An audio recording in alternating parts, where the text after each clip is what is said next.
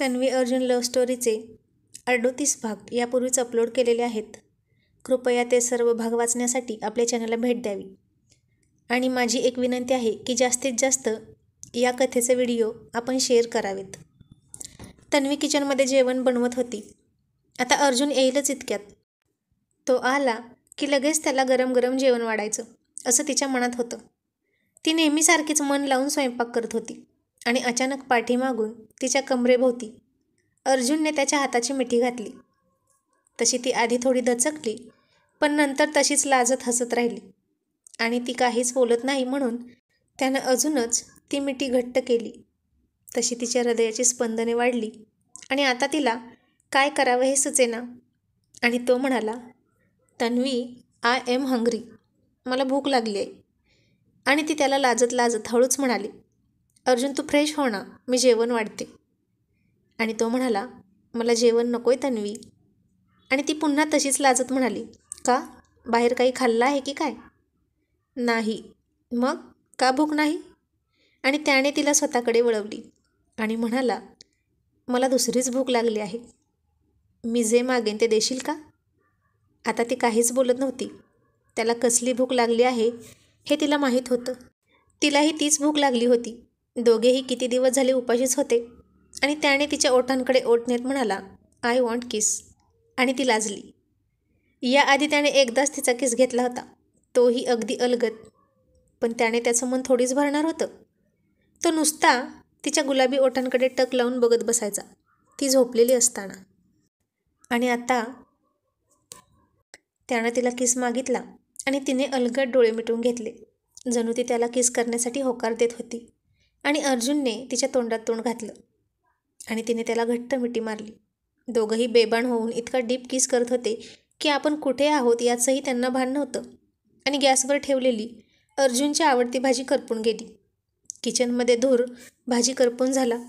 ठसका उठला तरीही दोघांना त्याचं भान नव्हतं. कसं असेल म्हणा, इतक्या दिवसांच्या विरहानंतर घडून येणारं मिलन होतं ते, तेही दोघांच्या पूर्ण मर्जीने. एकतर्फी जबरदस्ती प्रेम करण्यापेक्षा दोघांनी तितक्याच उत्कटतेने जवळ आलं की वेगळीच नशा चढते, हे अर्जुनला आता कळत होतं.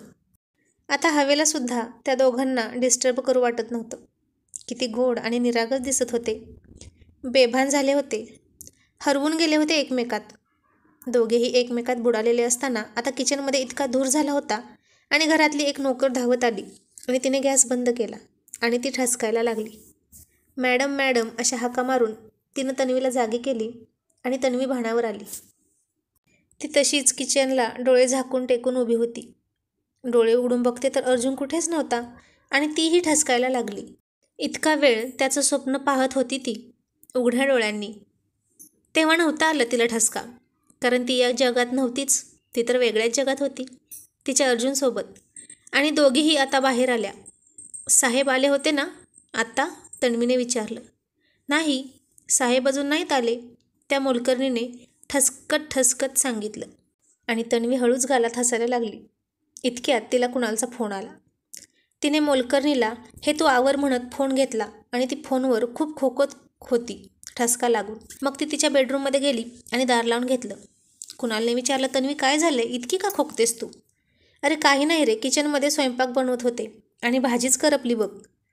कशी काय भाजी करपली? आणि तू काय करत होतीस? आणि मी म्हणतो, मुळात तुला किचनमध्ये जायची काय गरज आहे? इतके नोकर आहेत ना घरात. हो आहेत, पण अर्जुनला माझ्याच हातचं जेवण लागतं म्हणून करत होते. काय? म्हणजे तू रोज किचनमध्ये जाशील का? याआधी तो खातच होता की नोकरांच्या हात. मग आताही त्याला तसंच खा म्हणावं. तू अजिबात किचनमध्ये जाऊ नकोस, मी सांगतोय म्हणून, कुणाल तिला रागवत म्हणाला. आणि तन्वी म्हणाली, असू दे, काही नाही होत, मलाही आवडतं स्वयंपाक बनवायला. हो का? कधीपासून आवडायला लागलं गं तुला? आमच्यासाठी तर नव्हतीच बनवत स्वयंपाक. का फक्त त्याच्यासाठी बनवायला आवडतं तुला? आणि तन्वी लाजायला लागली. तन्वी, तू जास्त लाड करू नको हा त्याचे, म्हणूनच तो इतका नखरे करतो. आता भाजी करपली ना तर करपू दे, अजिबात दुसरी बनवू नको. आणि तन्वी म्हणाली, मग काय तशीच करपी भाजी त्याला खायला घालू का? हो, खाऊ दे की, कुणाल म्हणाला. आणि पुढे हसवून म्हणाला, ए तन्वी, तुझा पिसाळलेला धूमकेतू करपलेली भाजी खाऊन करपलेला धूमकेतू होईल बघ, आणि मग तू त्याचं पुन्हा एकदा बारसं घाल आणि त्याला करपलेला धूमकेतू म्हण. आणि आता तन्वी थोडीशी चिडून म्हणाली, झालं तुझं? गप्प बस, अजिबात त्याला चिडवायचं नाही. का का चिडवायचं नाही मी? अगं जिजू आहे ना तो माझा. आमचं नातंच चिडवाचिडवीचं आहे, थट्टेचं चेष्टा मस्करीचं आहे.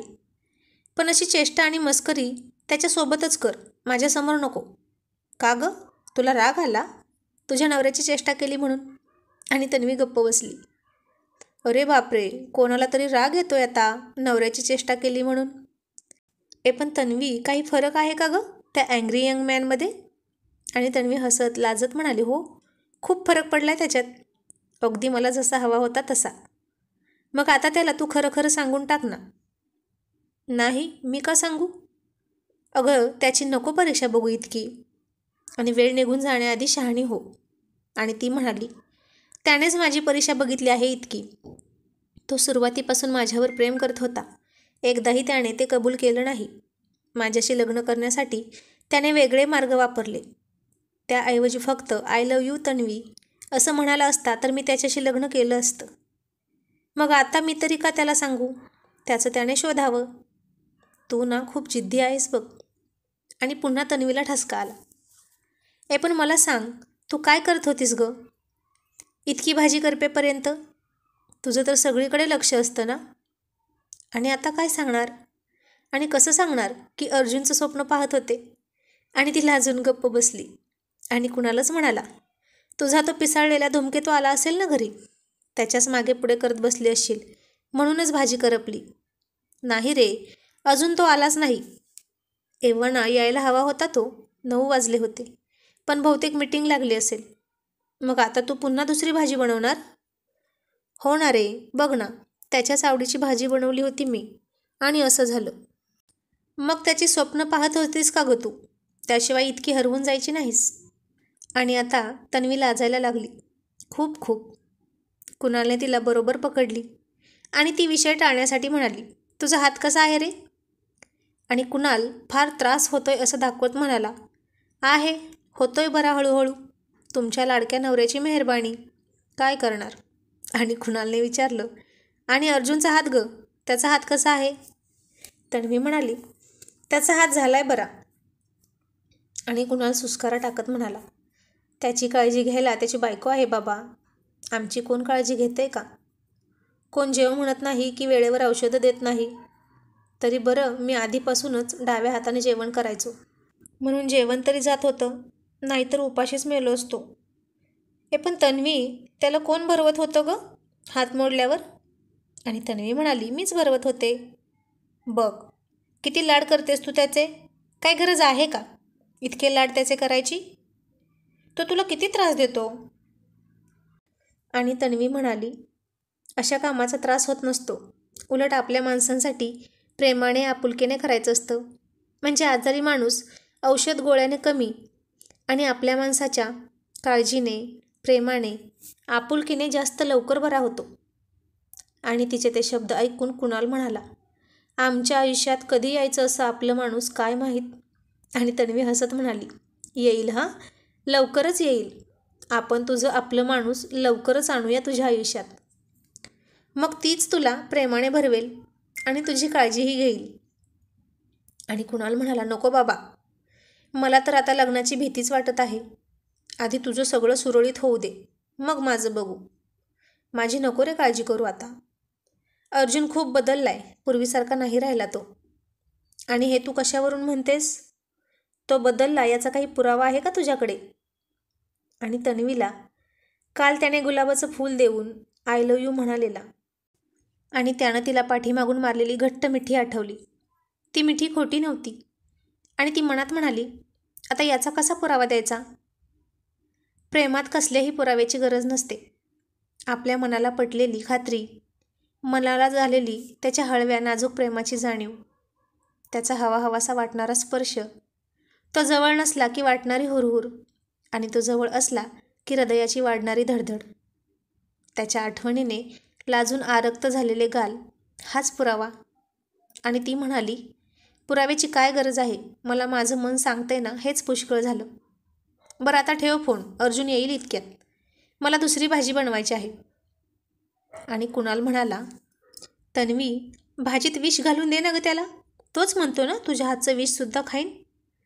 मग बघ त्याच्यावर विषप्रयोग करून खरंच खातोय का ते तरी बघ, का नुसत्याच थापा मारतोय.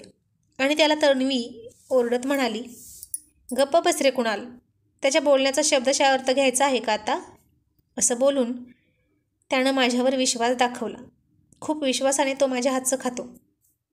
आणि कुणाल म्हणाला, जेवण जसा विश्वासाने खातो तसा प्रत्येकच बाबतीत तुझ्यावर विश्वास ठेवतो का तो. किती संशय घेतो तुझ्यावर आणि माझ्यावर. आणि तन्वीने उसासा सोडला. अर्जुनच्या प्रेमाचा विषय निघाला की ती भरभरून बोलायची, कारण तो तिच्यावर इतकं प्रेमच करायचा अगदी पहिल्या भेटीपासून, हे तिलाही माहीत होतं. आणि तिला बघायचं होतं की तो तिला मिळवण्यासाठी काय काय करतो ते. पण या अर्जुन महाशयांनी इतके सगळे साम दाम दंडभेद वापरले तिच्याशी लग्न करण्यासाठी, पण तोंडाने बोलणं भानगड नाही. पण अर्जुनचा तन्वीवरचा विश्वास हा विषय निघाला की ती गप्प व्हायची, कारण बोलण्यासारखं काही नसायचं. त्याचा तिच्यावर विश्वास होता की नाही काय माहीत. तो तिला दूरही जाऊ देत नव्हता. आणि तन्वी कुणालला म्हणाली, ज्या दिवशी त्याचा माझ्यावर विश्वास बसेल ना 100%, तेव्हा जगातली सगळ्यात सुखी पत्नी असेल बघ मी. आणि तो दिवसही लवकरच येईल, मला खात्री आहे. माझं मन मला सांगत आहे. पण तन्वी, त्याला माहीत आहे का गं, तूही त्याच्यावर, तो जेव्हापासून तुझ्यावर प्रेम करतो तेव्हापासूनच प्रेम करते आहेस म्हणून. नाही, मीही नाही सांगितलं त्याला. आधी त्यानं पुढाकार घ्यावा ना. पण आता या सगळ्या गोष्टीचा काय उपयोग, आम्ही कुठे आता बॅचलर आहोत, आमचं लग्न झालं ऑलरेडी, अशी ती म्हणाली. आणि चल ठेवते फोन असं म्हणून फोन ठेवून दिला. आणि तन्वी पुन्हा खोकत खोकत किचनमध्ये गेली. आणि कुणालने फोन ठेवला आणि त्याच्या समोर बसलेल्या व्यक्तीकडे हसत बघून म्हणाला, मग जावई बापू काय घेणार, पहिल्यांदा तुम्ही तुमच्या बायकोच्या माहेरी आल्या आहात. आणि त्याच्यासमोर बसलेला अर्जुन हसून म्हणाला, काहीही नाही, मी फक्त माझ्या बायकोच्या हातचंच खातो. आता मी घरी जाऊन माझ्या बायकोच्या हातची करपलेली भाजीच खाणार. आणि दोघेही खूप मोठ्याने हसायला लागले. जेव्हा अर्जुनला समजलं की कुणाल तन्वीचा मोठा भाऊ आहे, तेव्हा ऑफिस सुटल्यावर तो कुणालच्या घरी आला होता त्याला भेटायला. त्याला असं अचानक पाहून कुणालला खूप मोठा आश्चर्याचा धक्का बसला. अर्जुनची नजर आता हॉलमध्ये सगळीकडे फिरत होती. सगळीकडे कुणालचे आणि तन्वीचे फोटो लावलेले होते. एका फोटोत 2 वेण्या घातलेली, छोटंसं नाक असलेली ही मुलगी असं अर्जुनला वाटलं. आणखी बरेच फोटो होते तन्वी आणि कुणालचे. एका शोकेसमध्ये खूप ट्रॉफी होत्या आणि मेडल्स होते तन्वीचे. त्यावर तिचं नाव लिहिलेलं होतं. यावरून शालेय जीवनापासून ती खूप हुशार आहे हे समजत होतं. त्याच्या आईबाबांचेही फोटो होते. त्यांचे आईबाबा अमेरिकेतच राहतात. आणि इतक्यात कुणाल अर्जुनला म्हणाला, तू इथे काय करतोयस, आणि तुला माझ्या घराचा पत्ता कोणी दिला. आता अर्जुनला कुणालची फिरकी घ्यायची होती. इतका त्रास दिलाय त्यानं मला, आता इतक्या सहजासहजी याला सोडणार नाही. आणि अर्जुन मला काहीच माहीत नाही असं दाखवत म्हणाला, मला तुझा पत्ता शोधून काढणं काही अवघड नाही, आणि तुझा पत्ता मला कसा समजला हे सांगणं मला महत्त्वाचं वाटत नाही, आणि इतका वेळही नाही माझ्याकडे. आणि अर्जुन पायावर पाय टाकून रुबाबात ऐटीत सोप्यावर बसला आणि डायरेक्ट मुद्द्यावर येत म्हणाला, तू माझ्या बायकोला का फोन करतोस, तेही इतक्या रात्रीचं. आता अर्जुनचा चेहरा कठोर झाला होता आणि आवाजात धार होती. आणि कुणाल थोडासा घाबरला. मनात म्हणाला, बाप रे, हा पिसाळलेला धूमकेतू फारच पिसाळलेला दिसतोय.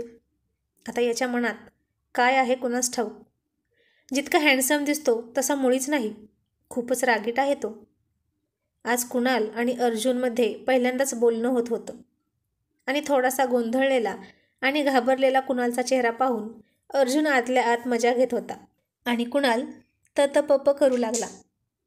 काय करावं, तन्वीनं तर सांगितलं आहे की याला खरं काही सांगायचं नाही, आणि हा तर माझ्या डोक्यावरच येऊन बसलाय. आता तन्वीला फोनच करतो आणि सांगतो सगळं, आणि तिलाच विचारतो की काय करू.